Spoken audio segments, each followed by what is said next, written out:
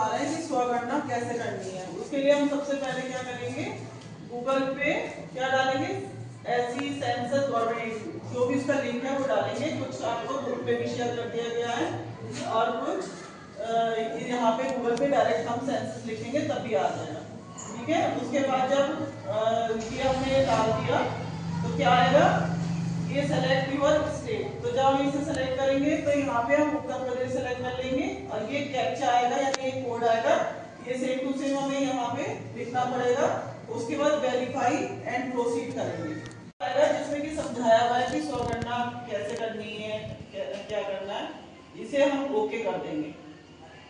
फिर इसके बाद पूछेगा मुखिया का नाम, तो यहाँ आपको अपने फादर का नाम डालना है, यहाँ पे मोबाइल नंबर डालना है। उसके बाद ईमेल जो है ऑप्शनल है, डालो या ना डालो। और उसके बाद वेरीफाई एंड प्रोसीड करेंगे। जैसे वेरीफाई एंड प्रोसीड हम करेंगे तो एक ओटीपी आएगा, यहाँ पे ओटीपी डाल के फिर वेरीफाई ओटीपी कर देंगे। उसके बाद ऐसे खुलेगा, ये सब चीजें लिख के आई और यहाँ ओके पे हम बटन दबा देंगे। जैसे ही ओके पे करेंगे हम तो क्या होगा, यहाँ पे हमसे डिस्ट्रिक्ट मांगेगा और फिर उसके बाद एड्रेस मांगेगा। एड्रेस मांगेगा, जब हम यहाँ पे एड्रेस लिख देंगे कि उत्तर प्रदेश मांगा या जिला मांगेगा, कौन से जिले में रहते हैं, मुरादाबाद, उसका पिन कोड लिखा। पिन कोड लिखने के बाद यहाँ पे देखिए आप, यहाँ पे जैसे हम पूरा मीरपुर में रहते हो तो पूरा मीरपुर डालेंगे और फिर खोज पे दबाएंगे। तो खोज पे दबाएंगे, उसके बाद ये गूगल मैप खुल के आ जाएगा। फिर हमें क्या करना है कि ये जो येलो ये वाली लाइन दिखाई दे रही है, दोनों तरफ की दिखाई दे रही है, इसमें ये जैसे इसने दे दिया लोकेशन मिल गया है और ओके कर दिया, ड्रैग करें। तो ड्रैग का मतलब है कि जैसे ही लोकेशन मिल गया इसको ड्रैग करना है, हमें दोनों उंगलियों से, ऐसे दोनों उंगलियों की सहायता से करना है और ये येलो वाले पॉइंट को उसी लोकेशन पे लेके आना है। जब ये लोकेशन सेट करेंगे, इसमें थोड़ा टाइम लगेगा, आपको अपने घर का भी पहचानना है कि हमारा घर कहाँ पे है, उसी के ऊपर ले जाना है लोकेशन। ऐसे दोनों फिगर से करते रहेंगे और उस तरह से लोकेशन आती रहेगी। जब लोकेशन हमारी हमें मिल गई तो इसके ऊपर हम येलो वाला करेंगे, फिर पहले स्थान की पुष्टि करें तो हम स्थान की पुष्टि यहाँ से कर देंगे। उसके बाद यहाँ पे हाँ करेंगे स्थान की पुष्टि करके। अब क्या है, इसके बाद हमारे क्वेश्चंस शुरू हो जाएंगे। ये क्योंकि मकान गणना है इसलिए मकान के बारे में ही जानकारी ली गई है। जैसे जनगणना मकान के फर्श में प्रयुक्त सामग्री, मिट्टी से बना हुआ है, लकड़ी से, पक्की, पत्थर, सीमेंट, जिस चीज से भी तुम्हारे घर में फर्श बना हुआ है उस पे क्या करके टिक कर दिया, जैसे ये कर दिया। फिर जनगणना मकान के दीवार में कौन सी सामग्री यूज करी गई है, तो उसमें वो भी दीवारें किससे बनी हुई है, पक्की ईंट से बनी हुई है या कच्ची ईंट से बनी हुई है, मिट्टी से बनी हुई है, वो कर देंगे। इसके बाद अगला क्वेश्चन आएगा, जैसे जनगणना मकान की छत में कौन सी सामग्री यूज हुई है, ईंट हुई है या कंक्रीट हुई है या अन्य कोई हुई है, इनमें से जो भी ऑप्शन है वो सेलेक्ट कर लेंगे। इस जनगणना मकान की स्थिति कैसी है, अच्छी है, रहने योग्य है या झीड़ है या टूटा फूटा जैसे है। फिर है परिवार के मुखिया का, इस परिवार में रहने वाले व्यक्तियों की कुल संख्या, जितने लोग घर में रहते हैं, मम्मी पापा भाई बहन समेत दादा दादी, वो सब लिख देंगे। परिवार के मुखिया का नाम, अब मुखिया का नाम टाइप कर देंगे यहाँ पे, जो भी मुखिया का नाम है, और फिर यहाँ पे भाषा कि कौन सी भाषा है आपकी, तो भाषा में सारी भाषाएं खुल के आ जाएंगी। और जैसे हमने हिंदी है हमारी भाषा तो हमने उसमें से हिंदी सेलेक्ट कर ली। फिर परिवार के मुखिया का लिंग पुरुष है ना, अगर मम्मी है तो स्त्री आ जाएगा।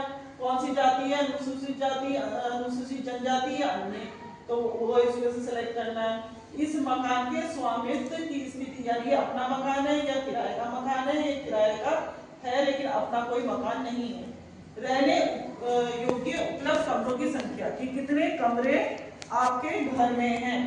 फिर शुरू हो जाएगी ये वाली सुविधाएं, जैसे पेयजल की सुविधा, पानी कहाँ से पीते हो, हैंडपंप से पीते हैं, कुएं से, या कहाँ से पानी आता है आपका, नगर निगम से आता है। अगर लेकिन गांव में नगर निगम का नहीं है तो हैंडपंप से यूज करते हैं ज्यादातर, है ना। फिर उसके बाद है कि बिजली का स्रोत क्या है, पर ये पहले पेयजल की उपलब्धता परिसर के अंदर है या बाहर से पानी लेके आना पड़ता है। फिर क्या स्रोत है, बिजली चलाते हो, ये सौर ऊर्जा या मिट्टी का तेल या अन्य, ये सब आएगा। फिर शौचालय की सुलभता केवल परिवार के लिए या अन्य लोग, तो होता है ना कि एक ही शौचालय है लेकिन कई लोग यूज करते हैं, या सार्वजनिक शौचालय है। फिर शौचालय में क्या है कि बाहर जाते हो या घर में जो है, या उसका गड्ढे वाला शौचालय है, गड्ढा है उसका, या सीवरेज है, ये इस तरह की जो भी सर्विस है, जैसे मानव मलमूत्र व्यक्ति द्वारा हटाया जाता है, जो सर्विस है वो वाली उसमें हम टिक करते रहते हैं, जैसे क्वेश्चन आएगा।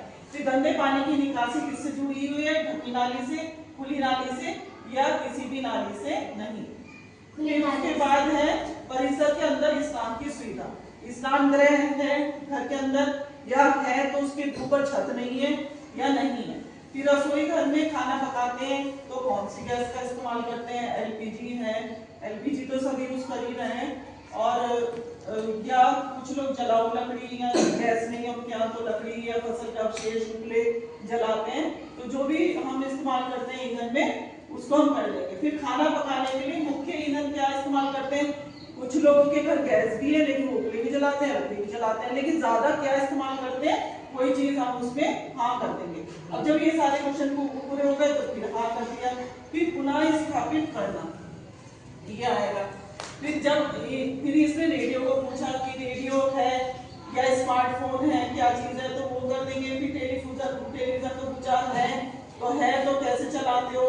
मोबाइल है आपके पास, स्मार्टफोन है।